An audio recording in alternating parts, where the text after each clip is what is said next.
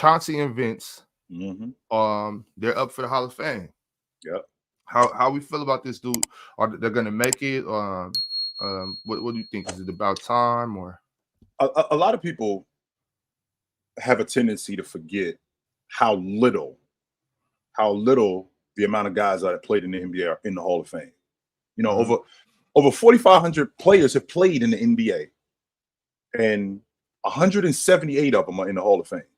Big Ox, that means you are in the 96th percentile. You line up 100 dudes, only 4 of us are going in. That's it. 4. In the 77-year history of the NBA, it's not like every year everybody gets in. And this is just the NBA. And by the way, this is the Basketball Hall of Fame. This isn't the Pro Basketball Hall of Fame. It's the Basketball Hall of Fame. But if I'm in the 96th percentile, I mean, damn, that's pretty impressive, man. To have that little of guys that are in the Hall of Fame. So a guy like Chauncey Billups, who has been an All-Pro, who was a Finals MVP, who was one of the best point guards, who had bounced around, which a lot of people forget this because I know you're a ticket guy. You know, Big Ticket is your man. You love Big Ticket, which I dig him too. Chauncey Billups said that until he got to Minnesota, he never really felt like he could ball. Once he got with Big Ticket, Kevin Garnett, he felt like, okay, now somebody's going to actually let me do my thing. And he was able to do that. When he got when he got with Flip Saunders, he was actually able to do that. He said that the coach from Toronto won Coach of the Year. He taught him how to be a pro, and he learned from that. Once he got to Detroit, they actually helped build that unit around him, and it was perfect for who he was. Chauncey Billups, you can make the argument during his era with Jason Kidd, Steve Francis, Steve Nash, all those great point guards. He was one of the best, and he had longevity. I would definitely say so. Yeah, and he had longevity. Yeah, and he also, I was reading some like an interview for him, and he also praised Terrell Brandon a lot for helping him when he got to Minnesota as well. I definitely think Chauncey's a Hall of Famer. I don't think there's any question. Personally, in that time of point guards that you named, he was definitely amongst the tops of that group. Well, think about this, Ox. Think about those years in Detroit, because I think that his best years were those years in Detroit. I feel like those was his best years, and in that span, I think he had a 5-year stretch where he made the All-League defensive team, so he was elite as a defender. He was an MVP candidate. I think he finished in the top 5 in MVP votes. He was an All-Pro, made the All-Pro team, I think 4 of those 5 years. He was a 17, 18, and 7 guy, and those teams was going deep in the playoffs. Now, you'll have some people say, you know, Ben Wallace was the best player on that team. Ben Wallace was probably the most important player on that team, 100%. I won't argue that, but you're talking about a guy who was a glass cleaner, the best defensive player arguably in the league.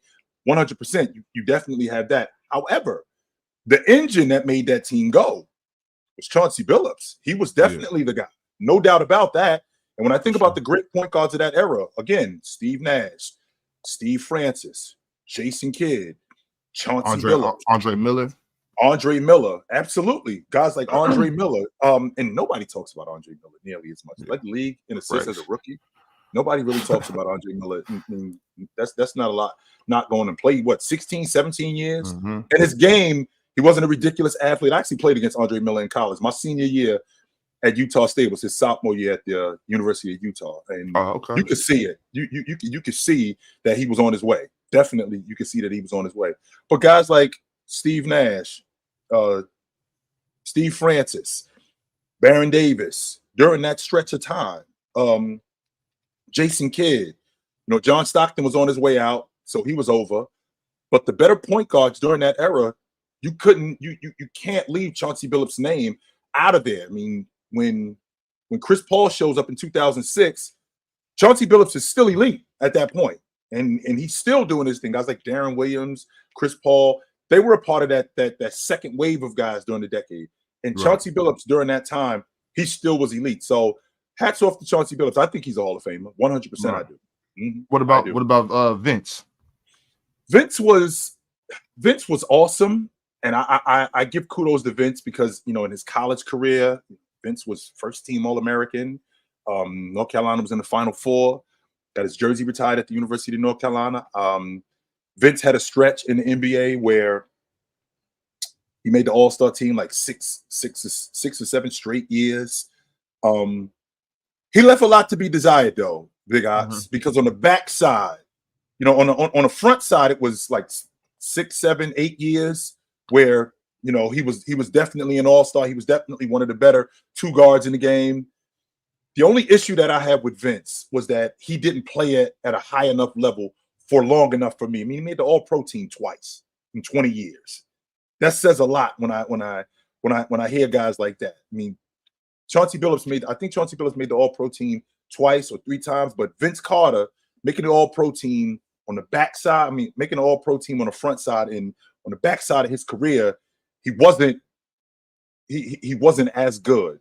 And I'd like to think that he's definitely a Hall of Famer. I won't argue that. He's the only player in NBA history to play in 4 different decades. No other player in NBA history has ever done that. And I don't think I'm going to see that again. He played in the 90s, played in the 2000s, played in the 2010 and the 2020s.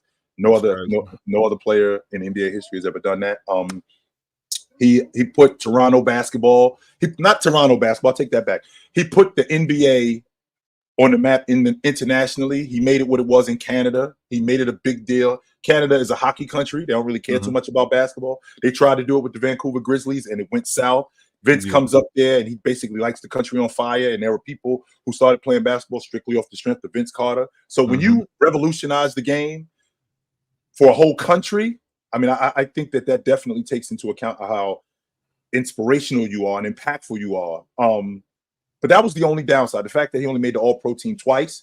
But other than that, I think Vince Carter, with his basketball resume, I do think he's a Hall of Famer, 100%.